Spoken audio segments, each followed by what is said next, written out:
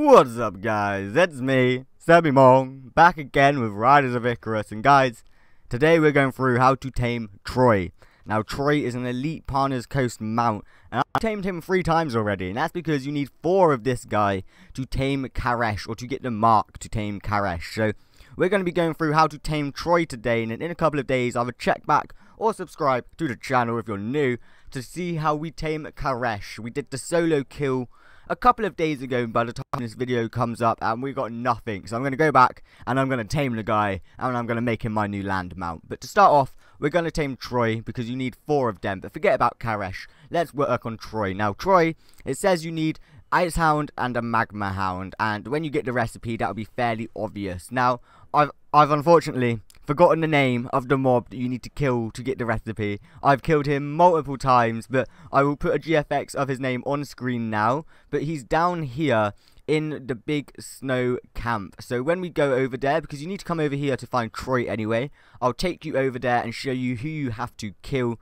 to get the recipe. And it's an uncommon drop. You're going to have to kill him a few times, and he is an elite mob, so it takes not too long to kill, but he'll drop it eventually. And once you've got the Troy mark, it's just a case of obviously working up the ingredients you need. So let's go down. Where is Troy? There's Troy. So luckily I'd say luckily I got my first triumphant craft was 2 marks, so I only have to craft this guy 1 more time rather than like 2 more times. But here we go. You need elite taming potions, 60 silver each, that's 6 gold. 50 familiar orbs should be fine. You then need 5 Magma Hounds and 5 Ice Hounds. So that's why we're starting off today's video in Lava Light Cave. If you haven't already, go back and check out the Magma Hound video on a full guide on how to tame the Magma Hound. For this video, I'm just going to be running through Lava Light, and then I'll give you what you need in a nutshell. Pretty much the Magma Hound recipe, the Blazing Heart, drops in Lava Light Cave, the one we're about to go in, and the dancing flames that you need to create the Blazing Heart also drop in Lava Light Cave heroic levels, so you make sure you're doing heroic, I'm pretty sure. But you're going to have to rerun Lava Light Cave either 3 to 5 times to get all of the Magma Hounds. If you do heroic, you'll get an elite seal stone for each of these Magma Hounds, but each time you run, there's a chance for 2 Magma Hounds to spawn. So just make sure you've got 5 elite seal stones. If the 2 Magma Hounds don't spawn, you'll have 1 elite seal stone for each hound each run. And that's the hardest part of it, guys, just getting the Magma Hounds. The Ice Hounds are a common familiar right next to Troy as well. So yeah, without further ado, I'm going to go ahead, grab, I believe is my second to last Magma Hound. I'm then going to buy out the last Magma Hound, unless there is 2 here. And of course, go over and tame Troy. Alright guys, we've finally made it to where the Magma Hound obviously patrols down and back up. Someone in the comments told me that on our Magma Hound video, so thank you to you. But let's go ahead and kill this Sentinel, and let's just jump on the Magma Hound, and then I can seal him up, outright buy another one. Obviously you'll have to run this 5 times. I'm just too lazy, and I managed to sell a heroic seal stone for 20 gold this morning, so I've got the spare gold. So I'm gonna go ahead, seal him up, go get the last Troy, and then hopefully we'll have the Karesh mark. But there we go, Magma Hound has been tamed. Let me use my elite seal stone on him. As you can see, I've got many a familiar in here that I'm working up to seal up for my gear. I don't want Death Beak, I don't want Thunder Shield, no, they're just good for their stats. But there we go, we've got 4, finally, we've got 4. Right, I'm now going to end up the dungeon, guys, and then I'll catch you when we're over in what I believe is Silverlight Lake, is what the area is called. Let me just go check that. Yeah, Silverlight Valley is the whole area, and then that's where you can find the recipe for Troy. But I'll catch you in just a second. Alright guys, so once you've got your 5 Magma Hounds, you run Lava Light Cave 5 times, you've got your 5 elite seal stones, and you've sealed them all up. You need to get your familiar orbs and your elite taming potions.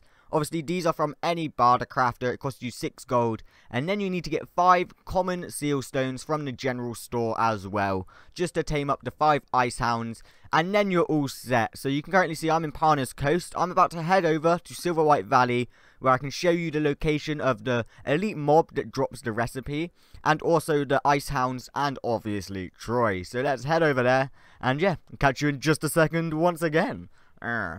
Silver White Valley. 22 silver. Oh. That was practically instantaneous. Fantastic. Fantastic. That was a mixture of sound and fantastic. But guys, we are here. So let me hop on my Mr. Dainok. Or Dainok. Dainku. I'm not particularly sure. I call him Dainok. He's level 35 or 34 at the moment. His max level is 35. So I'm almost maxed him out. But to get the recipe for Troy, just come over to the left hand side of Silver White Valley and go to the big snow camp. Okay, so the big snow camp all the way over here. My movement has run out because I've had to dip under this ice glacier. Let me increase my movement speed. That's why I love Dainok. He's so zippy. Like, you can just zip around everywhere on him. It's fantastic. You can get to anywhere you want. And there he is. There's the platform. Thought I'd lost the platform for a moment. Oh, someone had just killed him. That was the guy you need to kill. Korean Ice Fist. So this guy is not only a quest mob, he's also a daily quest mob. So a lot of people are going to be coming here, killing him, trying to obtain chilling shards and bound blood for Karash, and of course just standard Aloons. But he's also a quest and a elite mob that drops recipes as well. So he's highly sought after. But this is the guy you have to come to, guys. Just literally sit here, kill him a couple of times. Because of how much he's sought after, like how much people want him, it may take you a while to even get a couple of kills on him. But bear in mind that the drop is also pretty uncommon, so you're going to have to kill him a fair few times in total, but you will get it eventually. So now let's head over to Icebreaker Camp, the complete other side of Silver White Valley, and let's go find the Ice Hounds and hopefully find Troy as well, because I've already crafted my Troy mark and I've got 2. So that is technically another 30 gold, hopefully, if I can sell it on the auction house, which would be nice. It would be nice. Oh, 30 gold. That would get me enough gold to get my taming potions for Karash. So I'm hoping it does sell. But guys, this is where all of the Ice Hounds and Troy reside, so to say. As you can see, I've got my monster names on to easily spot out anything I need, and there's a ton of Ice Hounds just everywhere in this area. Like, it's left of Icebreaker Camp, and I go by the mini map, so it's just under the white or the silver white on the Silver White Valley name. And to find Troy spawns just around this corner. If he's there, yes, there he is. Troy spawns on the valley, the V of the valley. So I'm gonna go ahead. I'm going to. Oh, I've swapped up my explosive shot for my little twirly thing. So I'm going to whittle down his health and hopefully jump on him. That was a terrible start. Missed my explosive shot. Didn't even cast my explosive shot to start off with. What's my problem? Jesus. But here we go. I'm going to whittle it down to, I'd say, halfway between the L and his minimum health. So that's not enough for me. Let me just go ahead, do that. Heal up. I don't want to die, obviously. And there we go. That will be enough. That'll surely be enough. Let's hop on. Hopefully we get the last tame just instantaneous. Really? Really? You're going to start off with some fail. You're going to start with some fail. I was so kind to you. I got your health down to practically nothing. And you're treating me like this. You can't waste my 30 gold like this, man. You can't waste my 30 gold like this. Oh. Right, there we go. That actually got me worried for a second. If I hadn't tamed him then, I would have been just a little bit salty, okay? So let me elite sealstone this guy. But guys, that is how you get Troy. Oh, actually, wait.